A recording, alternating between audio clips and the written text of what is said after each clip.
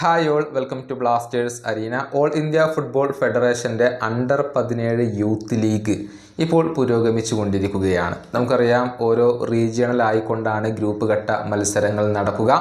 കേരള റീജിയണിൽ ഇന്ന് നടന്ന മത്സരത്തിൽ കേരള ബ്ലാസ്റ്റേഴ്സിൻ്റെ എതിരാളികൾ ഗോകുലം കേരളയായിരുന്നു. ഈ മത്സരത്തിൽ ഗോകുലത്തെ പരാജയപ്പെടുത്താൻ കേരള ബ്ലാസ്റ്റേഴ്സിൻ്റെ യുവതാരങ്ങൾക്ക് കഴിഞ്ഞിട്ടുണ്ട്. 2-3 ഗോളുകൾക്കാണ് കേരള ബ്ലാസ്റ്റേഴ്സ് വിജയിച്ചിട്ടുള്ളത്. കേരള ബ്ലാസ്റ്റേഴ്സിൻ്റെ അണ്ടർ-17 ടീമിൻ്റെ 11-ൽ അജയ്, ഹസീബ്, ഷാമിൽ, ഷഹീബ്, റോഷ്, ശ്രീശാന്ത്, അൽഫോൺസ്, അതുപോലെ തന്നെ ദിൽഷിൻ, ജീവൻ, റൊണാൾഡ്, രാജ എന്നിവരായിരുന്നു ഉണ്ടായിരുന്നത്.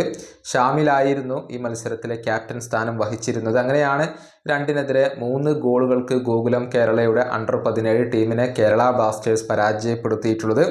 ഇതോടുകൂടി നാഷണൽ സ്റ്റേജിലേക്ക് ഇപ്പോൾ യോഗ്യത നേടാൻ കേരള ബ്ലാസ്റ്റേഴ്സിന് കഴിഞ്ഞിട്ടുണ്ട്.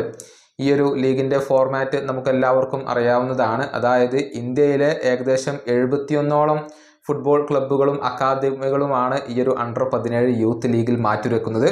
ഓരോ റീജിയണലായിക്കൊണ്ടാണ് ഈ ഒരു മത്സരങ്ങൾ നടക്കുക. ഈ ഒരു കേരള റീജിയണിൽ കേരള ബ്ലാസ്റ്റേഴ്സിനെ കൂടാതെ ആൾട്ടിയൂസ് ഇൻ്റർനാഷണൽ ഫുട്ബോൾ അക്കാദമി, അതുപോലെ തന്നെ MSP, അതുപോലെ തന്നെ പറപ്പൂർ FC, ഡോൺ ബോസ്കോ, അതുപോലെ തന്നെ ഗോകുലം കേരള എന്നിവരൊക്കെ ഉണ്ടായിരുന്നു.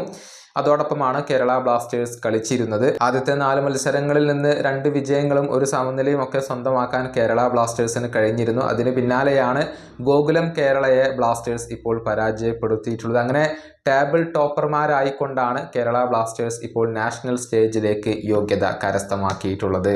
ഈ വീഡിയോയുടെ അവസാനിപ്പിക്കുന്നു. അടുത്ത വീഡിയോയുമായി വീണ്ടും കാണാം.